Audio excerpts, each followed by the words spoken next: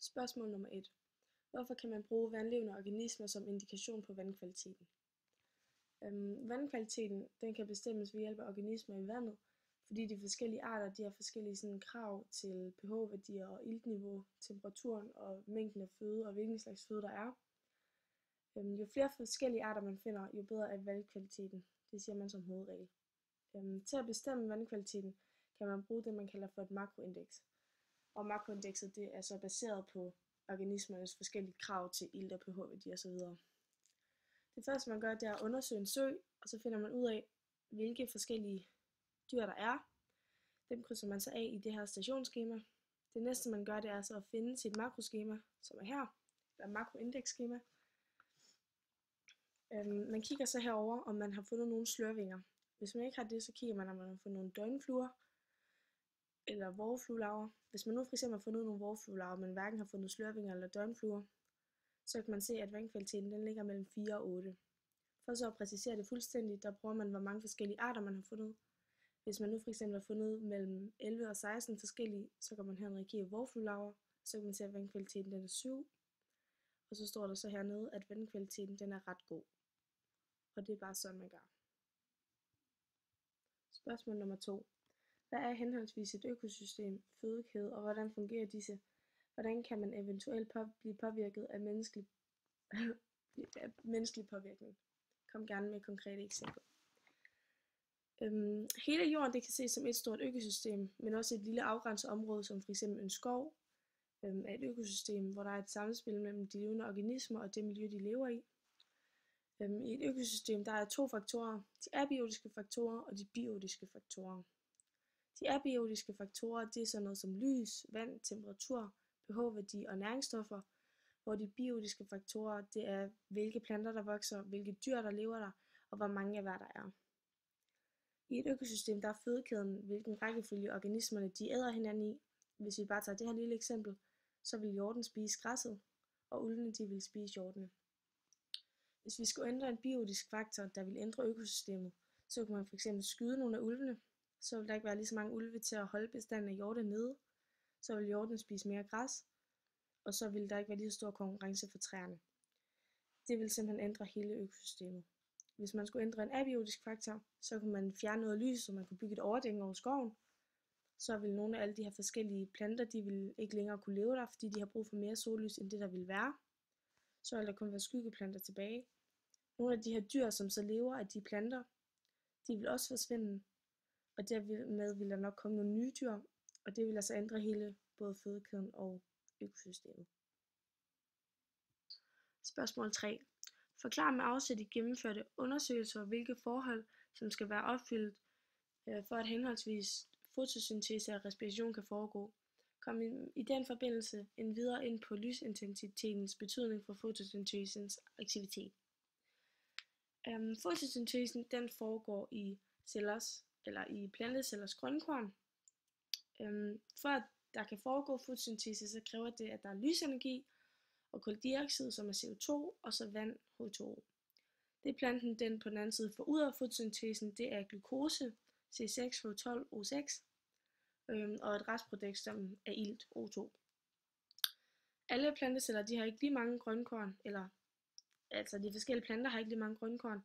Nogle planter de har mange grønkorn, og de vil have en mere effektiv fotosyntese, når der er meget lys, mens andre planter de har mindre grønkorn, eller færre grønkorn, og de kræver altså ikke lige så meget lys, for at deres maksimum af fotosyntese det er der.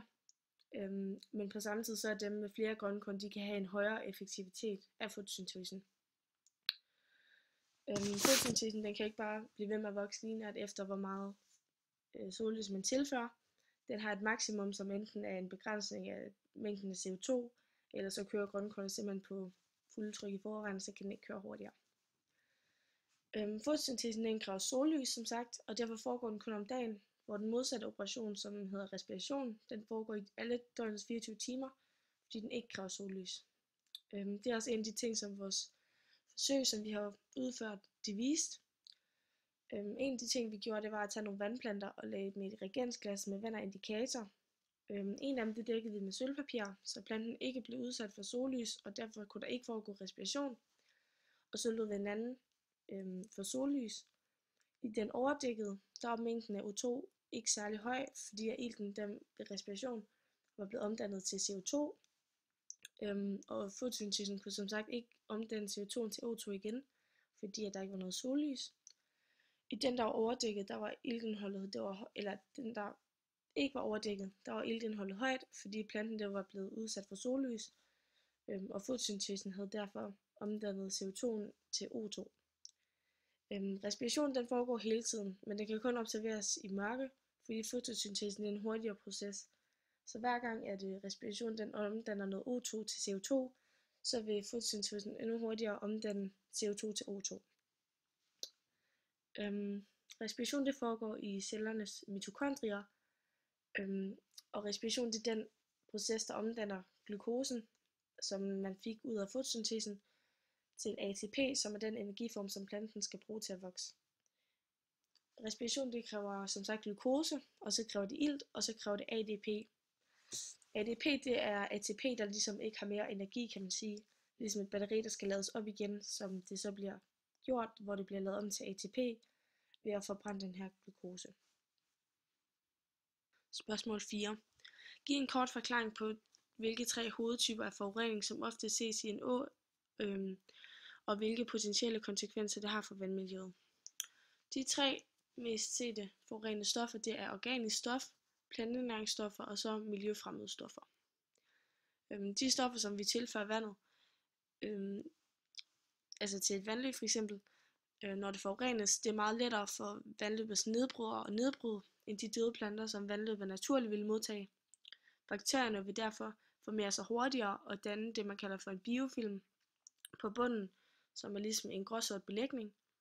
Når stofferne de så nedbrydes, så det sker ved hjælp af respirationsprocessen, som forbruger ilt, som vi fik at vide i sidste opgave. Ilten bruges som sagt hurtigere, end der tilføres ny ilt, og det kan resultere i iltsvind, som vil udrydde størstedelen af livet i vandløbet eller åen.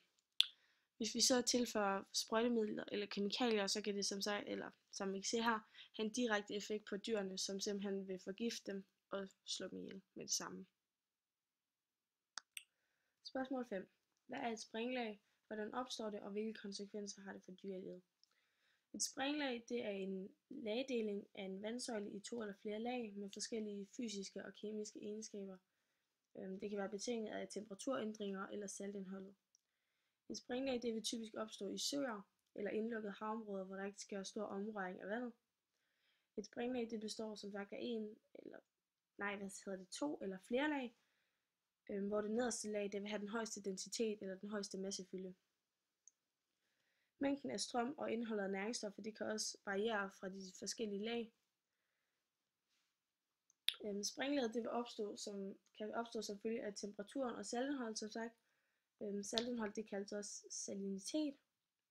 Er det temperaturen, der er grundlag for springdannelsen, så kaldes det termoklin, som det her billede det illustrerer, hvor vi har temperaturen ud her i x-aksen og dybden her på y-aksen. Springlaget det er det, der er illustreret her. Hvis det derimod er saliniteten, der bestemmer, eller der er grunden til, at der er dannet det her springlag, så kaldes det for haloklin, som det her billede det illustrerer, hvor vi har saltindholdet ud af her, og dybden herover igen. Og springlaget det er igen her på midten. Vi lavede forsøg med både halokline og termokline springlag, hvor det viste sig, at hvis vi ser på saltindholdet, så jo højere saltindhold vandet det har, jo større er densiteten. Og det ved den nederste springlag hernede, det vil altså have en højere densitet og være mere saltindholdet, som vi også kan læse ud af her, mens det her det vil have mindre saltindhold. Hvis vi så ser på temperaturen, så vil det kolde vand lægge sig ned og så have den højeste densitet, og det varme vand vil lægge sig øverst. De her springlag det er ikke konstante. De opstår som sagt, når der ikke er stor omrøring i vandet, og de vil forsvinde igen, hvis det f.eks. blæser meget eller storm, eller vand det på andre måder omrøres. Springlagene det er et nærmest uigennemtrængeligt barriere, og det kan blive et problem f.eks. om efteråret, når der sker en stor nedbrydning af botanisk plankton hernede i den nederste lag. Fordi nedbrydning den kræver meget ilt, fordi det benytter sig af respiration. Hvis springlaget, som på det her billede, det er stabilt, så vil ilten have svært ved at komme igennem barrieren, og der kan altså ske et iltsvind hernede, fordi at der ikke kommer ilt hernede, og respirationen den er så stor. Det vil selvfølgelig have en effekt på dyrelivet, som vil falde drastisk. Spørgsmål nummer 6. Forklar kulstofkredsløbet, samt hvorfor nogle forskere mener, at dele af dette kredsløb spiller en central rolle i forhold til global opvarmning. Er der konsensus om årsagerne til den globale opvarmning?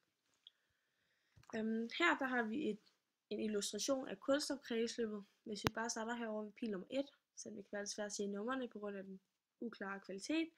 Men det her er altså pil nummer 1, som viser, at nedbøret det rammer en bjergside, som så opløser kalksten, der indeholder kulstof, og det nedfører sig til vandet, hvor nogle mikroorganismer,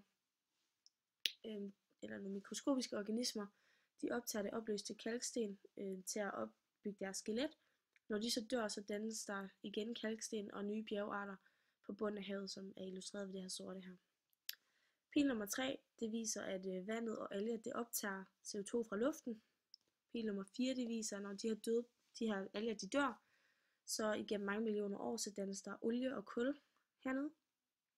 Pil nummer 5, det viser et vulkanudbrud, som er en af de største udledere af CO2.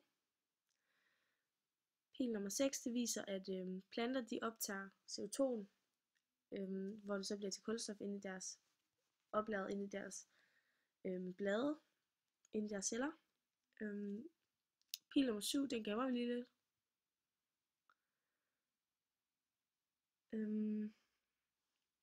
Ja, pil nummer 8, den viser, at når dyrene de optager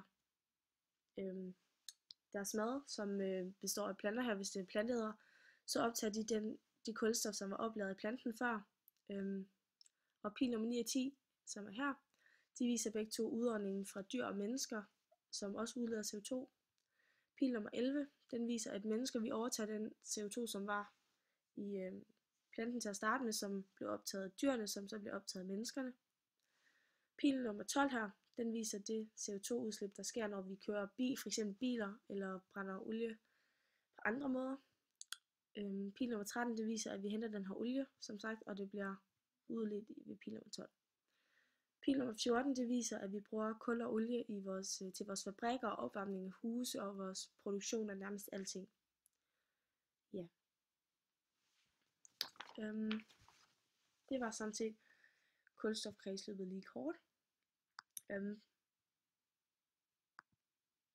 Pinligt. Det var lige min baggrundsskærm, meget flot. Ja. Her der er et billede, der illustrerer drivhuseffekten. Ja, før vi mennesker vi begyndte at udlede så meget CO2, der var der mere balance mellem planternes dannelse af O2 og vores dannelse af CO2. Men nu danner vi så meget CO2, at planterne de ikke kan nå at omdanne det hele til O2, og det ligger sig så i et lag heroppe ved atmosfæren, som gør, at solens stråler de bliver forstærket, når det kommer ind igennem her, og på samme tid så er det svært ved at komme ud igen. Det virker altså som en drivhuseffekt, hvor vi holder varmen inde her, og det kører som en ond cirkel, hvor det bare bliver varmere og varmere. Nogle forskere de mener, at det er sket før i vores historie, og det havde resulteret til sidst i en istid. Men der er ikke nogen tvivl om, at vores udslip af CO2 det har været med til at fremskynde den her proces. Selvom den er sket før, så har den nok altid gået så hurtigt, fordi vi har været med til at påvirke den.